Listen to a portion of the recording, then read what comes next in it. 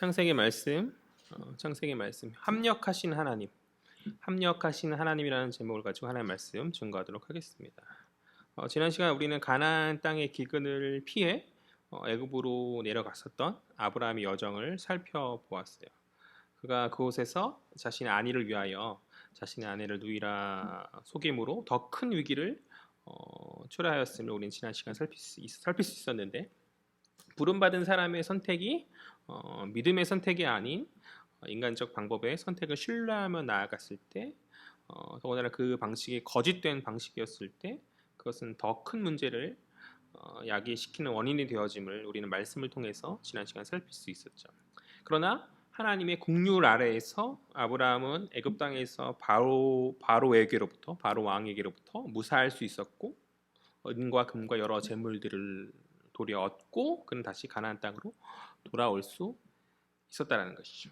여기까지가 지난 시간 살폈던 본문의 내용이었고, 이제 이어지는 창세기 13장에서는 가나안 땅에서 다시 돌아온 그 아브라함의 가정 안에 있었던 한 가지 문제, 어떤 갈등이 벌어지거든요. 갈등의 문제를 이제 살피려고 하는데, 그 땅 안에서 롯과 아브라함의 그 식솔들 사이에 이제 문제가 생기게 되었고, 그런 문제와 그 해결을 이야기하고 있는 본문이 바로 오늘 우리가 살필 13장의 본문이라는 것이죠.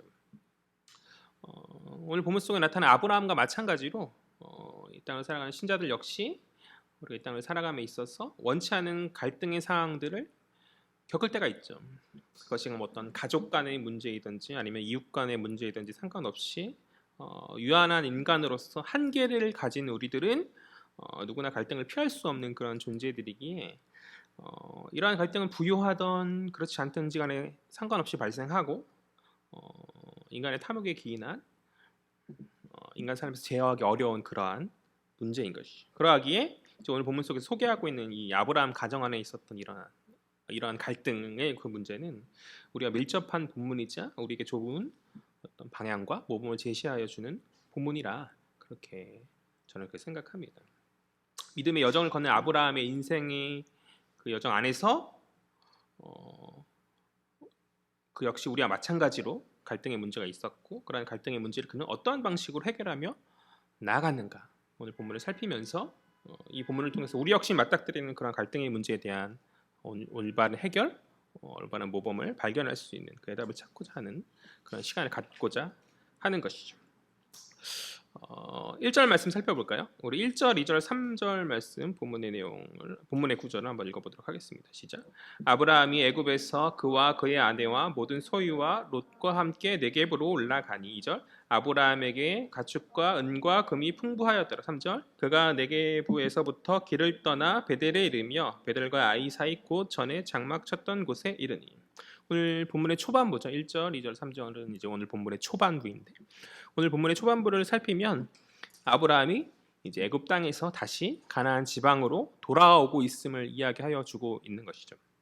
그가 베델과 아이 사이, 그러니까 베델과 아이 사이 어느 지역, 이름을 말하지 않는 어느 지역이 이제 가나안 땅 중심이거든요. 그 가나안 땅의 중심에서 가나안의 남방이었던 네게브를 거쳐서 애굽으로 내려갔던 그것 그대로 이제 반대로 이제 다시 네겝으로 거쳐서 가나안 중부인 베델과 아이 사이의 어느 공간으로 돌아오는, 즉 그가 과거에 하나님의 이름을 부르며 여호와의 이름을 불렀던 그곳으로 다시 돌아오고 있다. 지난 시간 12장을 볼 때 이제 그가 그곳에 제단을 쌓고 여호와의 이름을 불렀다라고 이야기하잖아요. 그것과 마찬가지로 다시 돌아와서 여호와의 이름을 부르면서 제단을 쌓고 있는 그러한 장면이라는 것이죠. 이것은 육신적으로 또 지리적으로는 다시 하나님의 약속의 땅의 회귀이며 동시에 영적으로는 다시 믿음의 회복을 이야기한다고 볼 수 있을 거예요. 애굽 땅 안에서 인간적 방법으로 자신의 어떤 안위를 보장하고자 했었던 그 아브라함, 만약에 하나님께서 그 땅 안에서 특별하신 간섭하심의 그 역사가 없었다면 그는 자칫 애굽 땅에서 바로에 의해서 목숨을 잃을 그런 위기를 피할 수 없었을 것이라는 것이죠. 그가 그 자신의 안위를 보장하고자 했던 그 인간적 방법은 더 큰 위기를 가져왔고, 만약 하나님께서 은혜를 발휘하시지 않으셨다면 그는 가진 것을 다 잃은 채 그냥 역사 속에서 사라질 그런 운명이었었겠죠. 그러나 하나님께서는 우리가 지난 시간에 살펴봤듯이 역사하셨고 그분의 긍휼 아래에서 그는 보존되고 안위를 지킬 수 있었죠. 그의 방식이 아닌 오직 하나님의 긍휼 아래에서. 뿐만 아니라 그는 애굽 땅에서 많은 재물을 얻고 돌아오는 복을 누리잖아요. 그러니까 이러한 실패의 경험 그리고 은혜의 경험을 하나님으로부터 복을 받은 그런 은혜의 경험을 한 아브라함은 이제 약속의 땅으로 돌아와 그가 하나님께 예배하며 감사함으로 과거에 나아갔었던 그 베델과 아이의 그 제단으로 회개하면서 처음 뜨거웠던 믿음을 다시 회복하고자 다시 그 초심을 회복하고자 지금 하고 있는 그러한 장면이라는 것이죠. 4절 말씀 읽어볼까요? 시작. 그가 처음으로 제단을 쌓은 곳이라 그가 거기서 여호와의 이름을 불렀더라. 그는 그 땅을 처음 밟을 때 처음에 그랬었던 것처럼 다시 여호와 하나님의 이름을 부르며 다시 믿음의 예배자로 회복되어지고 있는 것이다. 이렇듯 오늘 본문은 회복된 예배의 배경 안에서 이야기가 시작되어지고 있는 것이죠. 아브라함이 다시금 예배 자리로 영적인 자리로 다시 믿음의 영적인 자리로 회복하여서 얘기가 예배의 맥락에서 시작되어지고 있고 흥미로운 것은 뭐냐면 13장의 마지막 구절도 예배로 마무리되고 있죠. 그러니까 처음 시작 부분과 마지막 부분이 예배로 시작되고 예배로 마무리되면서 오늘 본문 전체는 예배의 전후 맥락 안에서 오늘 본문의 내용이 소개되어지고 있다. 그렇다면 이것은 무엇을 의미하는가? 처음과 마지막 그렇게 예배의 맥락 안에서 오늘 예배의 그 맥락 안에 오늘 본문이 놓여져 있고 이것을 해석할 때 이것은 신앙인으로서 하나님의 그 예배자로서 하나님 허락하신 이 땅에서 어떻게 살아가야 하는지를 보여주고 있는 것이다. 그러니까 예배자로서 세상과 다른 어떠한 다른 방식, 특별한 방식으로 특별한 모습으로 믿음의 자녀들은 살아야 한다라는 것이죠. 특별히 오늘 본문이 이제 아브라함의 가정 안에서 일어나는 갈등의 문제를 다루고 있다 하였는데 예배자로서 신앙인으로서 그가 그러한 갈등의 문제를 어떻게 다루고 해결하고 있는가 이러한 맥락 속에서 우리는 이 본문을 살필 필요가 있는 것이에요. 만약 예배의 맥락, 어떤 신앙의 맥락이 아닌 인간적인 시각으로 보았을 때 오늘 본문 속에 나타난 이 아브라함의 선택은 별로 지혜롭지 못한 그런 어린석은 선택이 아닐 수 없는 것이죠. 왜요? 양보하잖아요. 그것은 손해를 보는 선택이고 세상 물정 잘 모르는 그냥 맘씨 좋은 사람, 그런 어리석은 사람의 특징이 아닐 수, 맘씨 좋다고 사람들에게 말해지지만 무언가는 좀 어리석다라고 불려지는 그런 사람의 특징이 아닐 수 없다라는 것이죠. 그러나 하나님을 신뢰하며 믿음의 삶을 살아가는 예배자로서의 눈으로 그것을 바라볼 때, 그런 예배의 맥락 속에서 이것을 살필 때, 그것은 하나님의 복받는 비결이요 문제 해결의 지혜인 줄 믿습니다. 그러니까 믿음의 신자나 말하는 우리가 세상과의 다름, 세상과의 차이가 바로 이것인 것 같아요. 그러니까 우리는 다른 선택을 하는 자들이라는 것이죠. 인간적인 방법이 어떤 우리의 안위와 상황을 더욱더 부욕케 하고 보존케 하는 것이 아님을 우리는 알기에 오직 하나님을 신뢰하는 우리들은 그분의 기뻐하시는 방식을 택하고 하나님께 모든 것을 맡기는 믿음의 방식을 택하는 자들이다. 때로 그것이 세상의 눈으로 볼 때는 미련하게 보이고 부족하게 보일 수 있지만 궁극적으로 그것이 복된 길이요 지혜인 줄 믿습니다. 세상과 우리 차이는 바로 그거라는 거죠. 왜 그런 선택을 하지? 왜 그렇게 손해보는 걸 하지? 하나님 그것이 기뻐하시는 거니까 우리는 담담하게 선택하지만 세상은 그렇지 않잖아요. 왜 그렇게 해? 그래 미련맞게 해? 그것이 아니라는 것이죠. 우리는 믿음 안에서 날마다 이러한 중심을 지키며 나아가는 자들이어야 하죠. 세상의 어떤 미혹과 소란스러운 소리에 귀 기울이지 아니하고 주님 기뻐하시는 세상과 다른 방법과 방식으로 한 걸음 한 걸음 나아가는 것. 물론 우리 역시 때로 상황과 환경에 좌지우지되어서 이러한 믿음을 잊은 채 인간적인 방법에 가끔씩 때때로 의존하긴 하지만 다시 돌아와서 회복돼야죠. 예배의 자리에 돌아오는 것이 바로 그것이죠. 하나님 이제 내가 그렇게 때 묻은 방식으로 살아갔던 것을 벗어버리고 주님 기뻐하시는 방식으로 다시 돌아오겠습니다라는 그렇게 예배함을 통해서 나의 믿음과 신앙을 회복하며 다시 세상 가운데 나왔을 때 예배 가운데 다짐했었던 그 방식대로 살아오고자 분투하는 것, 그것이 세상과 우리의 차이 아닌가요? 때때로 세상과 유사하고 비슷하게 살아가는 넘어짐이 있지만 쓰러짐이 있지만 그래도 우리의 방향은 하나님 기뻐하신 그 방향대로 인간적 방향이 아닌 하나님의 솜씨대로 사람의 솜씨가 아닌 하나님의 솜씨대로 살고자 하는 그런 분투와 애씀이 우리와 세상의 차이가 아닌가. 믿음의 자녀들은 손해와 어떤 손익에 상관없이 주님 기뻐하시는 방법을 택하며 세상의 어리석은 소리라 비난하고 비웃어도 주님 기뻐하시는 그것을 행할 수 있는 그런 믿음의 사람들이어야 한다는 것이죠. 아무튼 이런 예배의 배경 속에서 이어지는 구절은 이제 본격적인 내용을 이야기하는데 갈등이죠. 그의 가정 안에 갈등이 발생했음을 우리에게 소개시켜주고 있는데요. 5장 5절, 6절, 7절이 그 내용이거든요. 한번 다 같이 읽어보도록 하겠습니다. 시작. 아브라함의 일행 롯도 양과 소와 장막이 있으므로 그 땅이 그들이 동거하기에 넉넉하지 못하였으니 이는 그들의 소유가 많아서 동거할 수 없었음이니라. 그러므로 아브라함의 가축의 목자와 롯의 가축의 목자가 서로 다투고 또 가나안 사람과 브리스 사람도 그 땅에 거주하였는지라. 갈등이 있었다라고 성경은 이야기해 주고 있는데요. 아마도 물의 문제였던 것 같아요. 식수의 문제였던 것 같은데 많은 가축을 치려면 필수적으로 이제 물이 생명줄인데 돌아온 그 땅은 여전히 기근의 상황이었겠죠. 기근을 피해 내려갔던 그 얼마 있지 못하고 돌아왔을 거 아니에요. 여전히 기근의 상황이었고 또 그 땅에서 아브라함은 여전히 나그네죠. 여전히 이방인인 것이고 그런 그가 이미 자리 잡고 있는 가나안 거민들의 상황을 눈치 보지 않을 수 없는 그러한 상황이었던 것이죠. 7절을 보니까 가나안 사람과 브리스 사람이라 이렇게 성경은 이야기하여 주고 있는데 브리스 사람은 이제 어떤 족속을 이야기한다기보다는 그러니까 성읍이나 도시 밖에 거하는 사람들, 그러니까 외곽에 거하는 사람을 뜻하는 말이에요. 그러니까 도시 외곽의 사람들은 아무래도 중심에서 벗어난 자들이기에 상대적으로 좀 가난한 자들인 것이죠. 그러니까 그런 소외계층을 의미하는 것이 이제 브리스 사람이라고 이렇게 우리가 이해하면 될 것 같은데요. 그러니까 아브라함은 그 땅에 주도권을 쥐고 있었던 가나안 도심의 사람들, 가나안 성읍 사람들뿐만 아니라 그 외곽에 미천하다고 할 수 있는 그런 미천한 자들과도 경쟁하면서 눈치 보아야 하는. 그러니까 가나안의 모든 거민들과 부한자나 가난한 자를 할 것 없이 눈치 보아야 하는 그러니까 입지 없는 인물인 거죠. 왜요? 아브라함은 나그네니까. 아브라함은 이방이니까. 그런 어려운 상황 가운데 있었다라고 성경 이야기하여 주고 있는 것이죠. 그러니까 약속의 땅에 왔는데 무언가 전혀 어떤 약속의 긍정적 좋은 것이 보이지 않는 녹록치 못한 현실을 이제 아브라함이 맞닥뜨린 가운데 그런 문제와 더불어서 또한 그의 여정 가운데 동행하였던 그 롯의 식솔과 아브라함의 식솔이 서로 부딪히는 그 갈등의 문제. 그러니까 외적인 상황도 어려운데 내적인 상황도 아브라함을 공곡해 만드는 어려운 상황이었다. 그러니까 외부적인 사람들과도 경쟁해야 되는데 내부적인 안에 있는 친족과도 경쟁해야 되는 그런 어려운 상황이었다.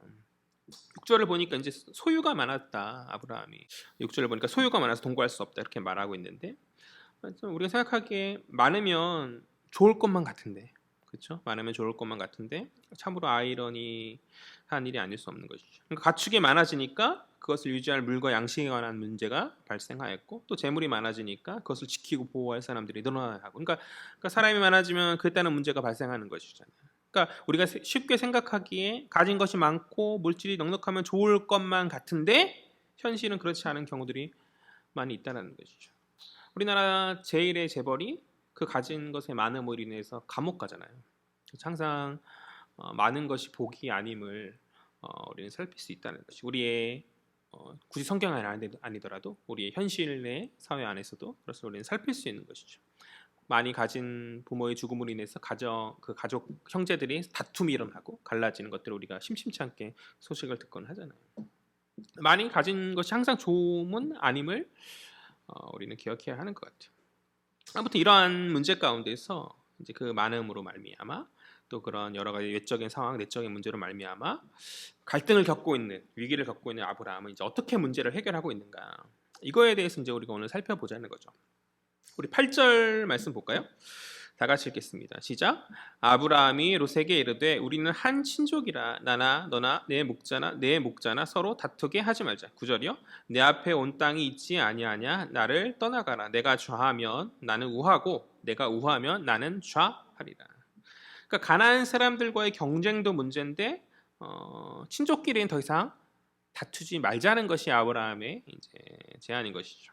그러니까 자신이 가문의 우두머리로서 마땅히 할 수 있는 그러한 선택을 롯에게 다 양보하면서 너가 선택해라. 그렇게 이야기해 주고 있는 거죠. 양보하고 있는 거죠. 내가 좌하면 나는 우하겠다. 그런데 너가 우하면 나는 좌하리라. 그러니까 롯의 선택에 따라 아브라함 자신이 거주할 것을 정할 것이다. 그렇게 이야기하고 있다는 것이. 그러니까 갈등의 문제 앞에서 아브라함은 무언가 소유를 주장하고 마땅히 말할 수 있는 그 자신의 권리를 주장하기보다는 평화를 택하였고 그가 마땅히 주장할 수 있는 것을 양보하면서 나아가는 그런 인내의 방식을 택하고 있다는 것이죠. 교회 공동체 안에서 안타까운 일들은 뭐냐면 신앙생활을 오래 하고 교회 안에서 어떤 봉사하는 과정 가운데 예를 들어 뭐 식당 봉사라든지 예를 들어 반주 봉사라든지 여러 가지 그런 봉사 안에서 신기한 게 뭐냐면 서열이 생긴다라는 거예요. 서열이 식당 봉사에 얘기하면 식당을 담당하는 최고 원사님이 이제 모든 것을 좌지우지하는 함부로 그것을 건드리면 뭔가 혼나는 뭐 이런 상황. 저는 교회 공동체 안에 질서가 필요하다고 생각해요. 그러나 그 질서가 때로는 과해지면 교회 공동체 안에서 덕보다는 뭔가 갈등을 유발하는 원인이 되곤 하는데 식당을 잘 활용하고자 그런 어떤 질서들이 세워진 것인데 그분이 그것을 지고 안 된다고 내 허락이 없으면 이걸 못 한다. 어떤 부서가 뭐 쓰거나 이런 상황 가운데서 그렇게 가면 그것은 잘못된 것이죠. 교회 뭐 반주자 사이 안에서도 뭔가 이렇게 대예배 반주는 뭐 더 연차 많고 더 어떤 그런 것 나름의 그 서열대로 이렇게 막 뭐 다른 예배 반주는 나눠가고 뭐 이런 식의 그런 생각들은 잘못된 거죠. 잘못된 것이죠. 처음 그렇게 질서가 잡히고 하는 것은 그 안에서 더욱더 조화롭게 하나됨 가운데 나아가고자 하는 위함인데 무언가 자기 주장을 하기 시작하는 어떤 공동체의 모습은 고일 수밖에 없고 그것은 하나님 기뻐하시는 그런 모습이 아니라는 것이죠. 오늘 아브라함은 충분히 자기 주장할 수 있는 위치였어요. 아브라함이 롯을 데려왔고 그 모든 것이 사실 아브라함 안에 있는 것이죠. 아브라함의 주관 안에 있는 것이죠. 충분한 권리 안에서. 실제 족하지만 아버지와 같은 그런 위치에 있는 사람인데 그러한 모든 자신의 권리를 내어놓고 너가 스스로 원하는 길을 한번 택해봐라라고 이렇게 양보하여 주고 있는 장면은 오늘날 교회 공동체가 본받아야 될 그러한 모습이라 저는 그렇게 생각합니다. 우리 교회 공동체가 우리 헤아린 교회 공동체가 그런 아브라함의 인내의 방식을 택하며 나아가는 자들이 되었으면 좋겠어요. 그렇지만 아브라함의 선한 선택을 한 거예요. 옳은 선택을 한 거예요. 이것에 대해서는 태클을 거는 것이 아니야. 그렇지만 표면적으로 보았을 때 이것은 인내의 방식이고 그 평화의 그런 표면적 드러나는 평화의 방식이지만 사실 아브라함이 이러한 선택에 중대한 함정이 있음을 우리는 또한 살필 수 있어야 돼요. 중대한 함정이 있다. 무슨 말인가? 이것은 자칫 하나님 약속의 땅에 대한 위기이죠. 무슨 말이냐면 좌우의 선택 가운데 어느 한쪽을 롯이 선택하면 그 땅의 소유권은 누구에게 넘어가는 것이죠? 롯의 소유가 되어진다는 것이죠. 그러니까 아브라함은 그 선택으로 말미암아 그 땅을 롯에게 주어야 하는 거죠. 분명 하나님께서는 가나안 땅을 아브라함의 후손에게 주겠다 그렇게 말씀하셨거든요. 아브라함 그것을 믿고 가나안 땅에 온 거죠. 그런데 아브라함이 오늘 본문 속에서 너가 그 땅 안에서 하나를 선택해라 이렇게 말하는 것은 아마도 이제 아브라함이 롯을 자기의 후사로 여겼던 것 같아요. 왜냐하면 아내 사라는 불임이었으니까 아이를 낳을 수 없는 가운데 친족인 롯이 아들처럼 여겼던 조카 롯이 그의 후계다. 아브라함은 그렇게 생각하였던 것이죠. 그러하기에 가나안 땅 안에서 좌우의 어느 땅도 롯이 가져가든지 상관없다 그렇게 생각하였을 것이라는 것이죠. 그러나 그것은 우리는 이제 성경을 쭉 내용을 거의 알고 있잖아요. 아브라함의 후손이 이삭이고 이삭을 통해서 이제 이스라엘까지 연결되어지는 우리는 다 알고 있지만 아브라함은 모르는 그런 상황 가운데서 그것은 하나님의 뜻과는 어긋나는 것이었고 자칫 어느 한쪽을 롯이 선택하면 하나님 아브라함에게 약속하셨던 그 땅의 약속에 이제 문제가 생기는 거죠.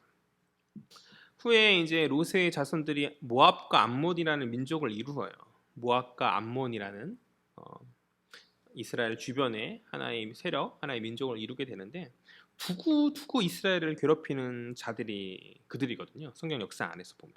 그러니까 자칫 이때의 선택으로 말미암아서 이스라엘의 땅의 소유권을 모압과 암몬 민족이 주장할 수 있는 계기를 마련할 수 있다는 것이죠. 그들에게 빼앗길 수도 있는 그런 권리를 줄 수도 있는 그런 상황이었다는 것이죠. 그러나 합력하셔서 선을 이루시는 하나님께서 하나님의 그 다스림 안에서 롯은 좌우의 가나안 땅을 바라보지 않죠.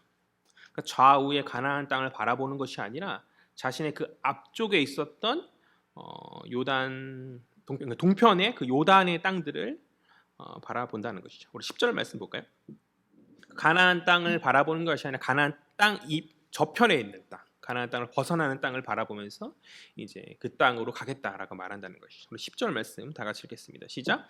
이에 롯이 눈을 들어 요단 지역을 바라본즉 소알까지 온 땅에 물이 넉넉하니 여호와께서 소돔과 고모라를 멸하시기 전이었으므로 여호와의 동산 같고 애굽 땅과 같았더라. 아마도 아브라함과 롯은 이제 남방 네게부와 이제 북쪽 세겜, 그리고 중심에 있는 아이, 그러니까 남방 네게부와 북쪽 어떤 세겜의 그 중심인 그 베델과 아이 사이 어느 곳에서 서 있는 상황이잖아요. 그 상황 가운데서 이제 좌우로, 그러니까 북쪽이 좌인 것이고 남쪽이 우, 그렇게 이제 남북을 좌우로 나누고 롯에게 북쪽 세겜 쪽으로 갈 건가 아니면 남쪽 네겝으로 갈 건가 선택하게 하였던 것 같아요. 그러나 롯의 눈은 아브라함이 양보하는 그 가나안 땅이 있지 않죠. 아브라함에게 약속하신 하나님의 그 약속의 복은 롯에게 있어서는 그가 직접 들은 것도 아니고 뜬구름 잡는 이야기였고, 당장 기근이 임하는 그 무언가 녹록치 않은 그 땅보다는 눈앞에 보이는 물이 넉넉한 땅, 오늘 성경을 보니까 여호와의 동산이, 그러니까 에덴 동산 같았다는, 에덴 동산 같고 애굽과도 같은, 애굽도 나일강으로 인해서 범람으로 인해서 풍요의 땅이고 에덴도 마찬가지잖아요. 에덴 땅을 소개할 때 내 강을 소개하면서 에덴의 어떤 풍요로움을 이야기하잖아요. 그러니까 롯은 그러한 에덴과 같고 애굽과 같은 요단의 지역에 눈이 빼앗기고 있는 것이죠. 그래서 그는 좌우의 어느 땅도 아닌 요단 온 지역을 택하고 아브라함을 떠나는 것이다. 우리 12절 말씀 다 같이 읽겠습니다. 시작. 아브라함은 가나안 땅에 거주하였고 롯은 그 지역의 도시들에 머무르며 그 장막을 옮겨 소돔까지 이르렀더라. 그렇게 아브라함은 가나안 땅에 계속 머물게 되었고 조카 롯이 어떤 것을 주장할 수 없는 상황이 된 거죠. 롯은 이제 요단으로 떠났기 때문에, 요단 동편으로 떠났기 때문에 한 가지 재밌는 것은 뭐냐면 동편으로 떠나잖아요. 근데 이제 창세기 1장부터 쭉 보면 무언가 동쪽으로 떠나는 것이 굉장히 부정적인 거예요. 가인도 그랬고 그 위에 이제 동쪽으로 떠나서 바벨탑을 쌓았던 사람들도 그렇고 무언가 동쪽으로 간다는 것이 긍정적이지 않아요. 성경의 전체적인 쭉 맥락 가운데서 아담과 하와도 이제 에덴 동편을 향해 떠나잖아요. 아무튼 그런 것처럼 부정적인. 어쨌든 간에 롯은 이제 가나안 땅에서 점차 요단 동편 쪽으로 떠나서 살기 좋은 도시로, 또 그 도시의 중심으로 그렇게 장막을 옮겨 소돔에까지 이르는 것이죠. 소돔은 유명한 땅이죠. 소돔은 뭐로 유명해요? 성경 안에서 어떤 동성애가 관영했던 그러한 땅이고 어떤 죄악과 어떤 부패가 죄로 말미암아서 심하였던, 그래서 하나님의 심판을 받는 땅으로 유명한 그런 땅인데, 심판의 장소인데, 롯은 당장 눈에 보이는 좋은 곳을 택하며 나아갔지만 그의 인간적 판단은 결국 모든 것을 잃어버리는 실패가 될 뿐임을 이제 성경은 미리 암시하여 주고 있는 것이죠. 소돔까지 나아갔다. 그 심판의 땅으로 결국 나아가게, 그의 결국을 이제 다 잃어버리게 될 결국을 암시하여 주고 있는 그런 구절이라는 것이죠. 그러나 그렇지 않은 누구요? 믿음 안에서 여전히 가나안 땅에 머무른 아브라함은 하나님의 복을 누리게 되었다. 이후에 바로 그것을 증명하여 주시, 하나님께서 아브라함에게 나타나셔서 복 주시거든요. 이 구절을 보면서 본인도 모르는 사이 아브라함은 엄청나고 치명적인 위기를 겪은 거죠. 롯을 그의 자신의 나름의 생각으로 후계자로 여겼기 때문에 그것이 큰 문제가 아니라고 여겼겠지만 후에 이제 그가 이삭을 낳고 그렇게 했을 때 이게 엄청난 실수였었구나라는 것을 아마도 깨달았을 것이라 저는 그렇게 생각해요. 그러나 다행히 하나님의 섭리 안에서 롯은 그 자신의 욕망과 그 눈에 좋을 대로 택한 거죠. 그렇게 아브라함의 가정에서 분가하여 떠나게 되었고 아브라함이 얻게 될 그 아브라함이 얻게 될 그 약속된 그 땅을 저는 잃지 않은 채 그렇게 이제 평화롭게 이야기가 마무리되는 것이죠. 저는 이렇게 해석하고 싶어요. 아브라함이 택한 그 양보한 인내의 방식, 그러한 양보의 방식은 칭찬할 선택이다. 칭찬받아 마땅한 그런 선택이다. 그러나 그 과정 안에서 인간적 어떤 한계와 연약함이 있었고, 그러나 그럼에도 하나님께서는 아브라함의 인내와 선의 방식을 기쁘게 보시고 합력하여 선을 이루어 주신 것이다. 자칫 하나님의 약속하신 그 복이 롯에게 넘어갈 수 있는, 롯에게 일정 부분 빼앗길 수 있는 그러한 상황이었죠. 그러니까 자신의 수준과 시각에서 후계자로 여긴 롯의 선택을 존중해서 그에게 양보한 그것은 그가 할 수 있는, 아브라함이 할 수 있는 최선의 선택이 아닐 수 없죠. 하나님을 섬기는 예배자로서 또 가문의 문제를 억지로 풀지 않고 인내의 방식으로 그렇게 풀고 조카 롯을 동등하게 대하며 나아가는 그 양보의 모습은 선한 모습이고 의인의 모습이 나쁘지 않은 그런 모습이다. 인간적인 눈으로 볼 때 왜 그런 손해를 보는 행동을 하는가 싶지만 권력은 자식과도 나누지 않는다고 하잖아요. 그럼에도 그가 하나님을 믿는 믿음의 자녀로서 예배자로서 최선을 택하고자 하였을 때 당장의 갈등과 문제를 회피하고자 했던 그의 선택은 나쁘지 않은 그런 선택이었다는 것이. 그러나 그것은 한계를 가진 연약한 인간이었던 아브라함의 시각이었고, 그로 말미암아 일어날 문제를 하나님께서는 아시고 하나님 롯의 시야를 요단 동편으로 돌리셔서 아브라함과 그의 후사가 약속된 땅의 복을 온전히 받을 수 있도록, 그러니까 위기를 당신의 섭리 안에서 피해가게 하시고 인도하여 주셨다라는 것이죠. 그러니까 우리에게 적용하면 우리가 예배자로서 성도로서 주님의 기쁨으로 이 땅 가운데 살아가고 그렇게 나아가지만 그 가운데 의도치 않게 실수와 어떠한 우리의 행함으로 말미암아 잘못된 결과를 초래하는 우리의 무지가 있을 수 있다라는 것이죠. 그러나 그런 가운데 두려움 없이 우리가 기쁨으로 나아갈 수 있는 것은 합력하여 역사하신 하나님 우리와 함께 계시기에 우리가 두려움 없이 나아갈 수 있는 것 아닙니까? 주께서 우리의 모든 것을 아시고 우리 앞길을 인도하여 주신다.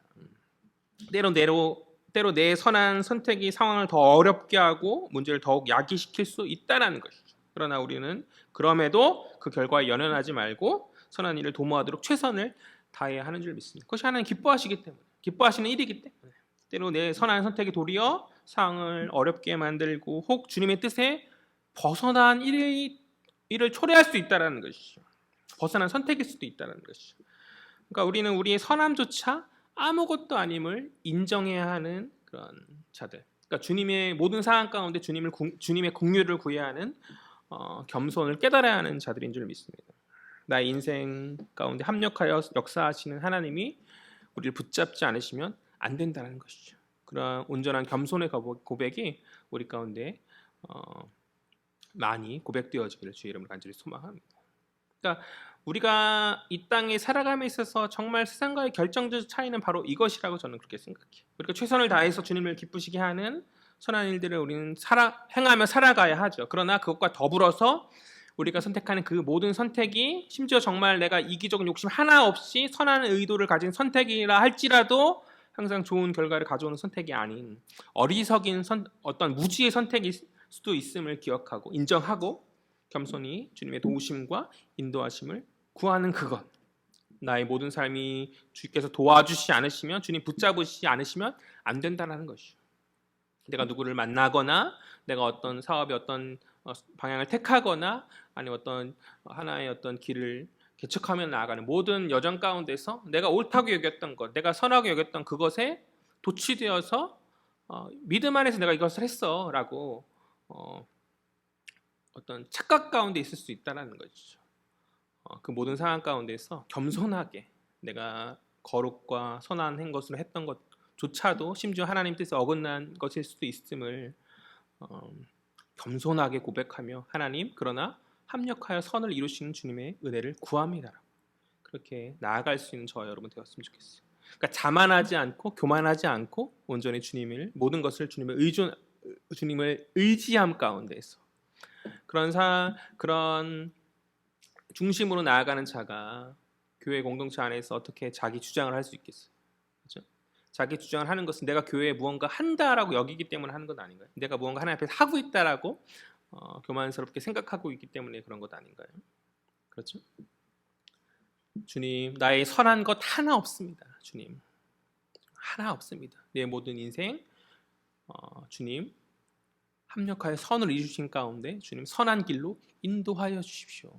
내가 과거 했었던 모든 것, 좋은 결과를 가져왔던 나의 어떤 선한 의도와 선한 결과의 모든 것들이 주님께서 인도하시고 지켜주셨음을 고백하며 그렇게 겸손하게 나아가는 자녀들이 되어야 한다는 것이죠. 어쨌든 간에 그렇게 믿음 안에서 나름의 긍정의 선택을 하고자 했던 그런 노력을 하고자 했던 아브라함을 하나님 기뻐하셨고, 이제 그가 기대하고 믿었던 이제 롯이 떠나자 하나님 아브라함에게 이전보다 더욱더 확실한 복의 약속을 말씀하여 주시는 거죠. 우리 14절과 15절 말씀 보죠.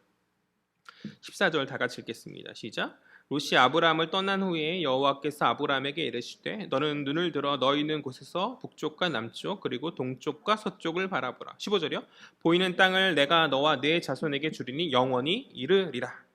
그러니까 아브라함의 기대는 앞서 말했듯이 롯에게 있었죠. 롯에게 있었어요. 그를 후계로 여겼고 후계자로서 여겼고 그렇게 그의 선택을 존중하고자 양보하였던 거죠. 그러나 그는 아브라함의 기대와는 다르게 약속의 땅을 고수하지 않았죠.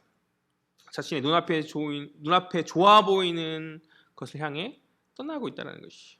그렇게 아브라함의 기대는 무너지고 이제 그와 롯은 떨어지는 거죠. 하나는 가나안 안에서, 다른 하나는 가나안 밖으로 완전히 이제 분가하여서 나누게 되어지는 것이죠. 그런 실망한 그에게 하나님의 복의 말씀을 더하시는 것이죠. 그러니까 눈에 보이는 동서남북의 모든 땅을 내게 주겠다 하는 그렇게 말씀하시잖아요. 그러니까 보이는 땅, 동서남북 네가 보는 모든 땅을 너와 내 자손에게 그것도 영원히 주겠다 그렇게 말씀하시죠. 그러니까 하나님의 뜻은 아브라함이 가지고 있었던 그 시각, 그 눈과는 다르다는 것이죠. 하나님의 뜻은 롯에게 있지 않았어요. 아브라함에게 자손에게 있었던 것이죠. 너와 내 자손에게 너가 지금 보고 있는 동서남북 보여지는 모든 그 땅을 영원토록 내가 너에게 허락하겠다. 하나님 그렇게 말씀하신다는 것이죠. 하나님의 뜻은 사람의 생각과 다른 거죠. 우리는 흔히 내 주관과 내 뜻대로 판단하여서 하나님의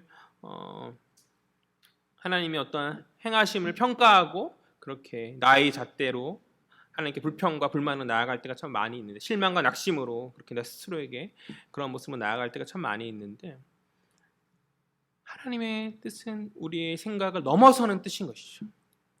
아브라함은 떠나가는 롯을 보면서 실망하였겠지만, 자신의 뜻과는 다른 롯을 보면서 실망하였겠지만, 그러나 그것은 실망할 일이 아니죠. 오히려 그것이 하나님의 은혜이고, 그렇잖아요. 롯이 남아 있었다면, 무언가 선택했다면 아브라함의 그 후사에 두고두고 더욱더 큰 문제가 되었었겠죠. 합력하여 선을 이룰 수 있는 주님께서 모든 것을 인도하시고 역사하실 뿐만 아니라 더 큰 은혜를 예비하시고 그것을 말씀하여 주신 것이죠. 너가 생각했던 그것을 뛰어넘어 너와 내 자손에게, 너와 내 씨에게 나의 복을 줄 것이다. 이 땅을 영원토록 허락할 것이다. 하나님 그렇게 선언하시는 것이죠. 우리 16절, 17절 다 같이 읽겠습니다. 시작. 내가 내 자손이 땅의 티끌 같게 하리니 사람이 땅의 티끌을 능히 셀 수 있을진데 내 자손도 세리라. 17절. 너는 일어나 그 땅을 종과 횡으로 두루 다녀보라. 내가 그것을 내게 주리라. 땅의 약속과 더불어서 이어지는 16절은 하나의 이미지를 아브라함에게 보여주고 있죠. 땅의 티끌과 같이, 먼지죠. 먼지와 같이 내 자손을 번성케 하겠다. 무슨 말이죠? 땅의 티끌은 셀 수 없죠. 셀 수 없는 그런 모래, 많은 먼지와 같이 많은 자손을 허락하여 주실 것이라는 하나님의 그런 말씀이신 것이죠. 그러니까 적당한 복이 아니죠. 인간이 헤아릴 수 없는, 인간이 셀 수 없는, 감당할, 인간이 감히 꿈꿀 수 없는 그러한 복을 하나님께서 아브라함에게 약속하시고, 이어진 17절에서 마찬가지로 동서남북의 땅을 주시겠다는 그 앞절의 말씀과 동일하게 종과 횡으로 두루 다녀보라. 그러니까 동일한 말씀을 이제 반복하여 말씀하시는 것이죠. 그러니까 확실하게 그 땅을 너에게 허락하겠다라고 이렇게 선언하고 있는 것이, 성경의 반복은 강조를 하고 있잖아요. 분명하고 확실하게 내가 너에게 이 땅을 허락할 것이다라고 이렇게 말씀해 주신 것이죠. 이에 이제 아브라함이 하나님 약속에 반응해서 하나님께 제단을 쌓음으로 오늘 본문의 내용이 마무리되고 있어요. 우리 18절 마지막 절이죠. 다 같이 읽겠습니다. 시작.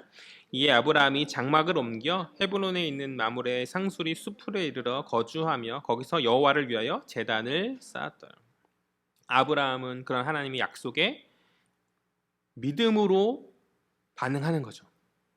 예배를 드린다는 건 수고로운 일이죠. 그렇죠? 우리처럼 나와서 그냥 자리를 지키는, 아침에 일어나 자리를 지키는 정도가 아니라 어떻게 해요? 재물을 잡고 그렇잖아요. 제단을 쌓고 여러 가지 수고가 있는 거죠.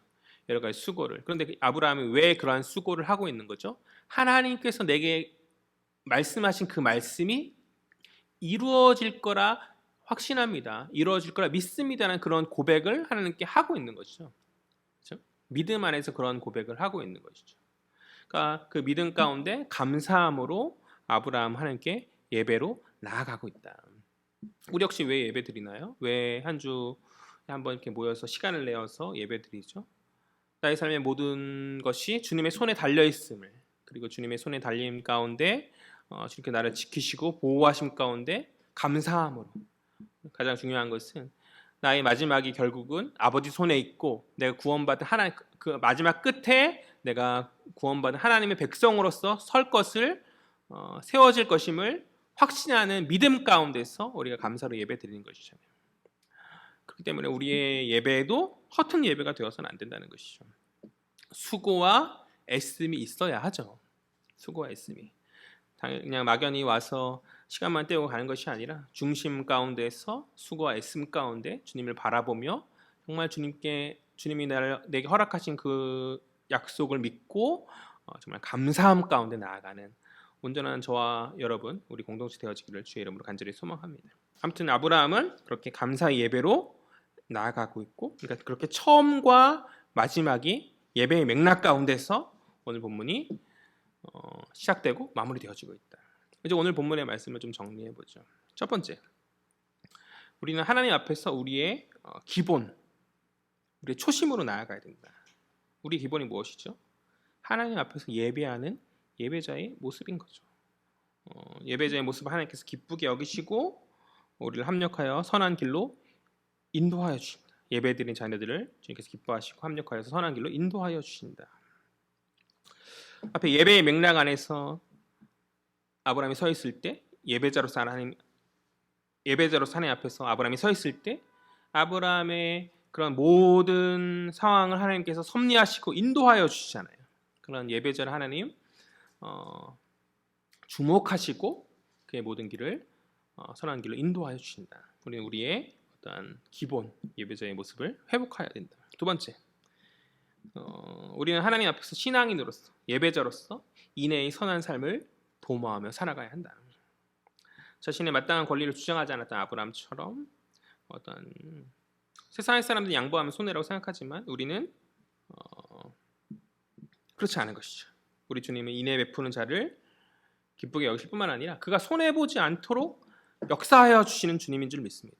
당장 손해가 되어진다고 우리가 여길지 모르겠지만 그 세상적 시각이고 그런 결과가 나올 수밖에 없어라고 우리가 생각할 수 있을지 모르겠지만, 그러나 하나님께서는 그러한 어떤 중심에 인애를 넘치는 자를 기쁘게 여기시고 손해보지 않게 하셔요. 합력하고 역사하시는 그런 주님이시다. 믿음의 사람들은 그런 믿음 안에서 세상과 다른 방식으로 이렇게 살아가야 하는 자들이라는 것이죠. 우리는 그런 믿음으로 나아가는 저와 여러분 되었으면 좋겠고, 세 번째,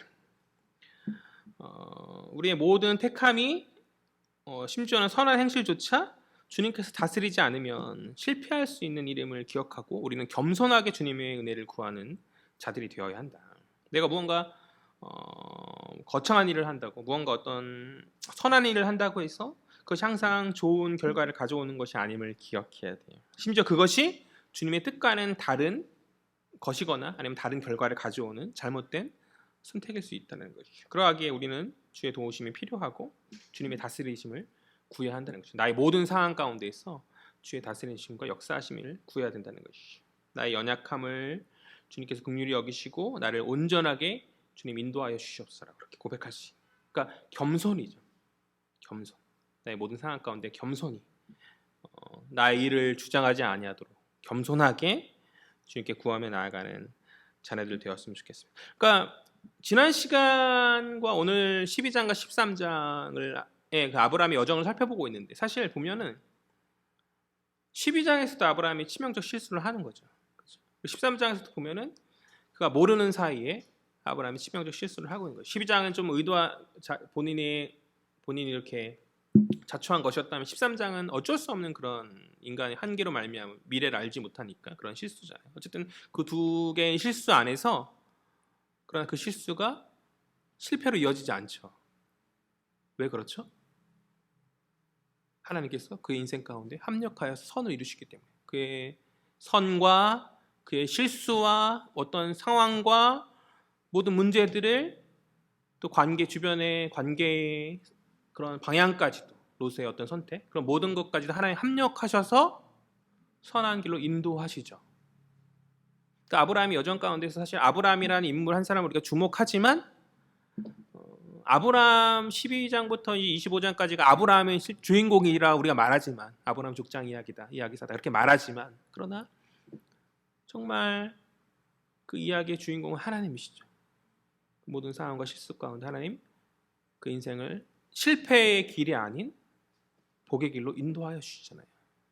그런 하나님을 바라보며 우리가 아브라함이 누렸던 그 동일한 복의 은혜를 누리는 공동체 되었으면 각 한 사람 한 사람 성도님 되어지기를 주의 이름으로 간절히 소망합니다. 합력하여 선을 이루시는 주님. 그러니까 우리가 세상 가운데 당당할 수 있죠. 이런저런 생각하면 왜 그렇게 하지 마. 그건 손해보는 거야. 어리석은 거야 라고 말할 때 아니야 그렇지 않아. 믿음 안에서 당당하게 선택할 수 있는 것이죠. 당장 실제 당장 손해보고 문제가 생긴다 할지라도 우리는 좌절하거나 낙심하지 않을 수 있는 거죠. 왜요? 하나님 우리를 실패의 길로 인도하지 않으시는 분이시기에 아브라함의 인생을 결국에는 복의 길로 인도하셨던 것처럼 우리의 인생 역시 마찬가지 아닌가요? 그것이 바로 믿음인 것이죠. 그러한 믿음을 소유할 수 있는 저와 여러분 되었으면 좋겠어요. 나의 인생은 내가 주인공이지 라는 그런 착각을 벗어버리고 나 누구 나 장영준 나 누구 그러나 그 인생의 주인공 바로 우리 하나님 그것을 깨닫고 그런 주님의 역사하심을 기대하며 나아가는 저와 여러분 되어지기를 주의 이름으로 소망합니다. 바라기는 우리 헤아림의 모든 성도들이 주님 앞에서 온전한 예배자로 또 선한 행실을 도모하고 나아가는 그리고 겸손케 되어지는 모습으로 주님을 온전히 신뢰하며 합력하여서 선을 이루시는 그 주님의 다스리심과 인도하심을 모든 상황, 모든 삶에서 경험하는 복된 자녀들 되어지기를 주의 이름으로 간절히 소망합니다. 기도하겠습니다. 사랑과 은혜의 주님 참으로 감사합니다. 우리는 아무것도 아닙니다. 주님 인도하시고 역사하여 주시지 않으시면 실패하고 넘어질 수밖에 없는 연약한 존재임을 주님 고백합니다. 아브라함의 인생 가운데서 주님 간섭하시고 역사하여 주셨던 것처럼 우리 인생 또한 하나님 붙들어 주시옵시고 주님 인도하여 주시옵소서. 주님 기뻐하시는 삶을 도모하며 나아가는 저희들 중심 되어지길 간절히 소망합니다. 예배자로서 온전히 회복된 모습으로 나아갈 수 있게 하여 주시옵시고 중심 안에서 인애로 이웃을 섬기며 나아갈 수 있는 자녀 될 수 있도록 그리고 날마다 겸손하게 주님을 붙잡으며 의지하며 나아가는 귀하고 복된 공동체 지체들 될 수 있도록 주님 주관하여 주셔서 그래서 어디 있든지 간에 날마다 주의 복 받으며 복의 근원으로 나아가는 귀한 복된 공동체 자녀들 될 수 있도록 지체들 될 수 있도록 주님 주장하시고 역사하여 주시옵소서. 감사드리며 이 모든 말씀 살아계신 예수 그리스도의 이름으로 기도합니다. 아멘.